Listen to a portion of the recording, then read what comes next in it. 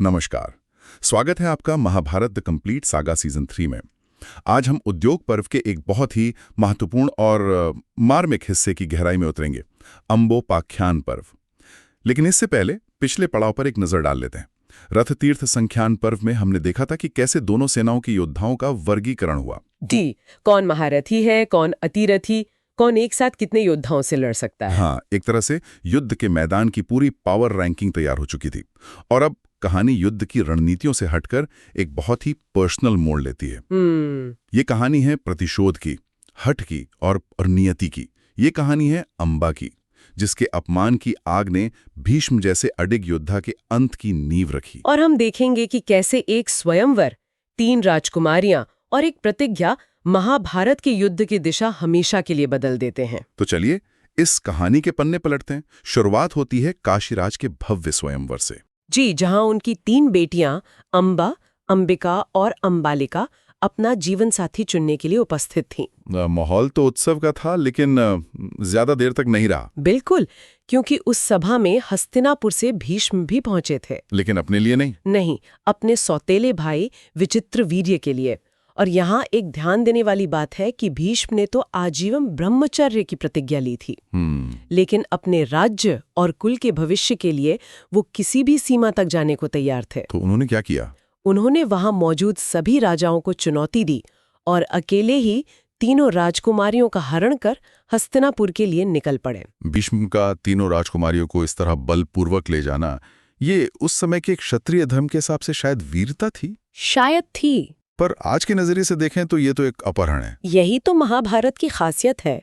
वो आपको धर्म और अधर्म के बीच की एक बहुत धुंधली रेखा पर लाकर खड़ा कर देता है। सही कहा। भीष्म ने जो किया वो राजधर्म और कुल धर्म के लिए था, लेकिन इस प्रोसेस में उन्होंने अंबा के व्यक्तिगत धर्म और उसकी इच्छा को पूरी तरह नजरअंदाज कर दिया। और यहीं से सारा संघर्ष शुरू हुआ। बिल्कुल, इसी एक टकराव से। और फिर कहानी में एक नया मोड़ आता है। हस्तिनापुर पहुंचने से पहले ही अंबा भीष्म को बताती है कि वो मन ही मन सौभ देश के राजा शाल्व को अपना पति मान चुकी हैं। जी, ये एक इंटरेस्टिंग कॉन्ट्रडिक्शन है। एक तरफ भीष्म अंबा का हरण करते हैं, जो आज के समय में कंसेंट के बिल्कुल खिलाफ है। हाँ, लेकिन दूसरी तरफ जब अंबा अपनी इच्छा बताती है तो वो उसका सम्मान भी करते हैं। हाँ, ये भीष्म के कैरेक्टर के कॉम्प्लेक्सिटी को दिखाता है। वो कोई साधारण विलन नहीं है। नहीं, वो अपने बनाए नियमों और धर्म की धारणाओं में पूरी तरह बंधे हुए हैं। जब अंबा ने बताया कि वो किसी और को समर्पित है, तो भीष्म के धर्म के अनुसार उसे किसी और से विवाह के लिए मजबूर करना पाप होता। अच्छा, इसलिए उन्होंने धर्म का पालन करते हुए अंबा को सम्मान के साथ शाल्व के पास भेज दिया। उन्हें लगा कि उन्होंने प्रॉब्लम सॉल्व कर दी। लेकिन कहानी इतनी सीधी कहाँ थी। जब अंबा राजा शाल्व के पास पहुंची तो उसे एक और झटका लगा। हाँ, शाल्व ने उसे अपनाने से साफ इनकार कर दिया। क्यों? उसका तर्क पुरुष अहंकार और उस युग के सम्मान की धारणा पर बेस था। उसने कहा, तुम्हें भीष्म ने युद्ध में जीता है। ओह, तुम किसी और की जीती हुई वस्तु हो। मैं तुम्हें स्वीकार नहीं कर सकता। तो दो पुरुषों के अहंकार और सम्मान की लड़ाई में अंबा का जीवन पिसकर रह गया। बिल्कुल, शाल्व ने ठुकरा दिया। और जब वो अपमानित होकर हस्तिनापुर लौटी तो विचित्रवीर्य ने भी मना कर दिया होगा। हाँ, उन्होंने भी विवाह करने से मना कर दिया, क्योंकि वो किसी और पुरुष के पास होकर आई थी। तो अब अंबा न घर की रही न घाट की। उनकी इस दुर्दशा का जिम्मेदार कौन था? उनकी नजर में तो सिर्फ एक ही व्यक्ति था, भीष्म जी। और न्याय की तलाश में वो भटकने लगी और ऋषियों के आश्रम में पहुंची। वहीं उनकी मुलाकात होती है राजर्षि होत्रवाहन से, जो उनके नाना थे, और परशुराम के शिष्य अकृतवर्ण से भी। हाँ, और अंबा उन्हें अपनी पूरी व्यथा सुनाती है। अकृतवर्ण को ये एहसास होता है कि ये मामला बहुत गंभीर है और इसे केवल उनका गुरु ही सुलझा सकता है। और यही कहानी में एंट्री होती है एक हैवीवेट कैरेक्टर की, भगवान परशुराम। जी। जब अंबा भटक रही थी तब उसे परशुराम ही क्यों मिले? एक ब्राह्मण जो क्षत्रियों के संहारक के रूप में जाने जाते थे। उनका इस कहानी में आना क्या कोई बड़ा संकेत था? ये एक बहुत महत्वपूर्ण सवाल है। परशुराम का आना इस कहानी को व्यक्तिगत अपमान से उठाकर धर्म और अधिकार के टकराव तक ले जाता है। और सबसे बड़ी बात ये कि परशुराम भीष्म के गुरु थे। अच्छा। अंबा अपनी कहानी परशुराम को सुनाती है और गुरु होने के नाते परशुराम को अपने शिष्य भीष्म पर बहुत क्रोध आता है कि उसने एक स्त्री के साथ ऐसा अन्याय कैसे होने दिया। तो उन्होंने भीष्म को आदेश दिया हाँ, कि वो अम्बा से विवाह करे। लेकिन भीष्म तो अपनी प्रतिज्ञा से बंधे थे, आजीवन ब्रह्मचर्य की प्रतिज्ञा। उन्होंने अपने गुरु को सम्मानपूर्वक लेकिन दृढ़ता से मना कर दिया। और यहीं से महाभारत के दो सबसे शक्तिशाली योद्धाओं के बीच एक महायुद्ध का मंच तैयार हो गया। गुरु और शिष्य अपनी अपनी बात पर अड़े, आमने सामने। ये कितना फैसिनेटिंग है कि ये युद्ध किसी राज्य या सिंहासन के लिए नहीं था। बिल्कुल नहीं। यह एक स्त्री के सम्मान, एक शिष्य की प्रतिज्ञा और एक गुरु के वचन के बीच का टकराव था। ये धर्म, हठ और व्यक्तिगत सिद्धांतों की एक अभूतपूर्व लड़ाई थी। कुरुक्षेत्र के मैदान पर 23 दिनों तक ये भयानक युद्ध चलता है। हाँ, दोनों योद्धा एक दूसरे पर दिव्यास्त्रों की वर्षा करते हैं। कोई भी पीछे हटने को तैयार नहीं था। गुरु और शिष्य दोनों ही अपराजय लग रहे थे। और फिर युद्ध जब अपने चरम पर पहुंचता है तो भीष्म एक ऐसे अस्त्र का संधान करते हैं जो शायद युद्ध का फैसला कर देता। प्रस्वप्नास्त्र। प्रस्वप्नास्त्र, ये क्या था? ये कोई साधारण संहारक अस्त्र नहीं था। ये चेतना को ही हर लेता था। मतलब अपने टारगेट को एक गहरी, लगभग अनंत नींद में सुला देता था। बाप रे! ये इतना शक्तिशाली था कि इसका प्रयोग गुरु पर करना महापाप माना जाता, क्योंकि ये चेतना के स्रोत पर ही हमला करने जैसा था। और तभी देवताओं को हस्तक्षेप करना पड़ा। बिल्कुल। नारद मुनि और देवता प्रकट होते हैं और भीष्म को रोकते हैं। हाँ। वो समझाते हैं कि इस अस्त्र का प्रयोग सृष्टि के संतुलन को बिगाड़ देगा। अंत में पितरों और मां गंगा के आग्रह पर भीष्म और परशुराम दोनों युद्ध समाप्त कर देते हैं। और युद्ध का कोई नतीजा नहीं निकला? कोई नतीजा नहीं। ये कितना दुखद है। गुरु और शिष्य दोनों अपनी अपनी प्रतिज्ञा और धर्म पर अड़े रहे, और 23 दिन के महायुद्ध के बाद भी अम्बा को न्याय नहीं मिला। सही कहा। यह दिखाता है कि कैसे कभी-कभी सिद्धांतों की लड़ाई में इंसानियत हार जाती है। जब उस युग की सबसे बड़ी शक्तियां विफल हो गईं, तो एक अकेली स्त्री के पास क्या विकल्प बचता है? सिर्फ एक ही शक्ति बचती है, स्वयं की, तपस्या की शक्ति। परशुराम उससे कहते हैं, अम्बा, मैं तुम्हारे लिए और कुछ नहीं कर सकता। अब भीष्म ही तुम्हारी एकमात्र शरण है। लेकिन अम्बा समझ जाती है कि उसे ये लड़ाई अब खुद ही लड़नी होगी, भले ही इसके लिए उसे दूसरा जन्म क्यों न लेना पड़े। और यहीं से उसकी प्रतिशोध की यात्रा एक नए और भी भयानक चरण में प्रवेश करती है।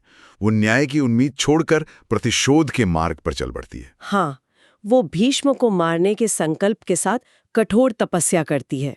और वो भगवान शिव को प्रसन्न करती है। जी, और उनसे एक ही वरदान मांगती है कि अगले जन्म में वही भीष्म की मृत्यु का कारण बने। शिव उसे ये वरदान दे देते हैं। हाँ, और कहते हैं कि वो द्रुपद के घर जन्म लेगी, एक स्त्री के रूप में, लेकिन बाद में पुरुष बन जाएगी और अपने पिछले जन्म की बातें भी याद रखेगी। अच्छा। इस वरदान को पाकर अम्बा एक चिता बनाती है और भीष्म के वध के लिए ये कहकर अग्नि में प्रवेश कर जाती है। और नियति अपना काम शुरू कर देती है। अम्बा का जन्म पांचाल के राजा द्रुपद के घर होता है, लेकिन एक कन्या के रूप में, जिसका नाम शिखंडिनी रखा जाता है। और यहाँ एक और बड़ा ट्विस्ट है। द्रुपद और उनकी पत्नी शिव की भविष्यवाणी के कारण उसे दुनिया के सामने एक लड़के की तरह पालते हैं। जी, और उसका नाम शिखंडी रखते हैं। वो इस रहस्य को सालों तक छुपा कर रखते हैं। यह स्थिति तो, जैसा हमने पहले भी कहा था, आज के दौर में जेंडर आइडेंटिटी और सामाजिक दबावों से जुड़े सवालों की याद दिलाती है। बिल्कुल, जहां एक व्यक्ति की असलियत को समाज के डर से छुपाया जाता है। और समस्या तब आती है जब शिखंडी का विवाह होता है। हाँ, दशार्ण देश के राजा हिरण्यवर्मा की पुत्री से, और जाहिर है सच ज्यादा दिन छुप नहीं सका। राजकुमारी को पता चल गया। जी, और उसने अपने पिता को सब बता दिया। राजा हिरण्यवर्मा क्रोधित होकर द्रुपद के राज्य पर आक्रमण करने की धमकी देता है। तो द्रुपद का पूरा राज्य एक बड़े संकट में फंस जाता है। हाँ। इस अपमान और संकट से बचने के लिए शिखंडिनी महल छोड़कर एक घने जंगल में चली जाती है। और वहां उसकी मुलाकात होती है एक यक्ष से, स्थूणाकरण नाम के एक यक्ष से। वो यक्ष को अपनी पूरी कहानी सुनाकर मदद मांगती है। यक्ष? ये कोई साधारण प्राणी तो नहीं थे? नहीं, पुराणों में यक्षों को अक्सर प्रकृति की गूढ़ शक्तियों और खजानों का रक्षक माना गया है। तो स्थूणाकर्ण शिखंडिनी की व्यथा देखकर एक असाधारण समझौता करता है। क्या समझौता?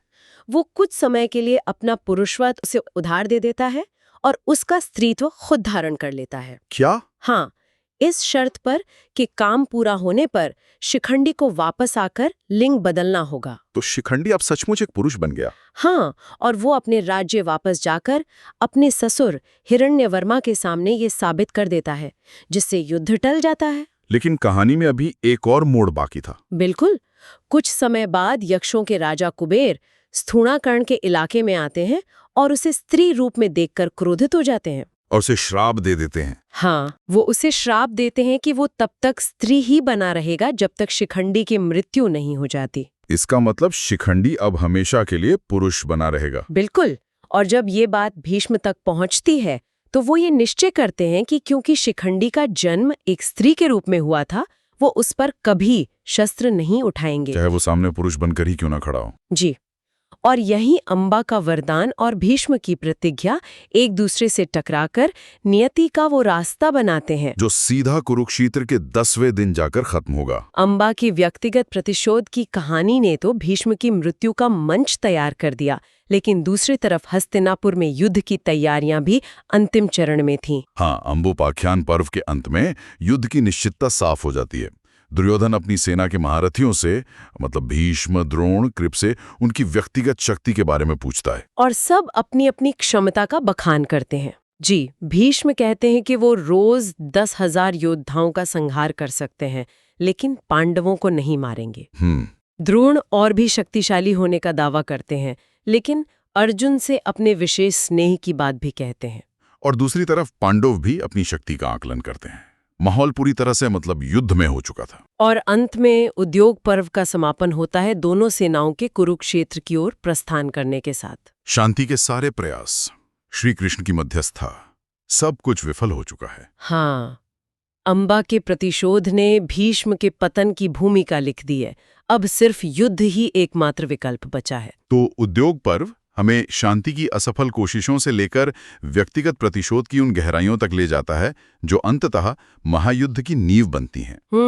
यह हमें दिखाता है कि कैसे बड़े बड़े साम्राज्यों के युद्ध अक्सर व्यक्तिगत अपमान और हट से जन्म लेते हैं। और अब हम प्रवेश करने वाले हैं भीष्म पर्व में, वो पर्व जहां युद्ध का शंखनाद होगा, जहां मोह में फंसे अर्जुन को श्री कृष्ण गीता का अमर उपदेश देंगे, और जहां पितामह भीष्म 10 दिनों तक पांडवों सेना पर काल बनकर टूट पड़ेंगे। और वहीं अंबा का दशकों पुराना कई जन्मों का बदला पूरा होगा शिखंडी के माध्यम से। ये एक ऐसी कहानी है जो हमें सोचने पर मजबूर करती है कि क्या प्रतिशोध की आग में जलना ही न्याय है या क्षमा कर देना ही सबसे बड़ा धर्म है। ये एक ऐसा सवाल है जिसे हम अपने सुनने वालों के लिए छोड़ते हैं। अगर आपको ये सीरीज पसंद आई हो तो हमें फॉलो करना ना भूलें और बेल आइकन को दबाना ना भूलें ताकि हमारे नए एपिसोड्स आप तक तुरंत पहुंच सकें। हम आपसे फिर मिलेंगे जल्दी Mahabharat the complete saga season 3 में।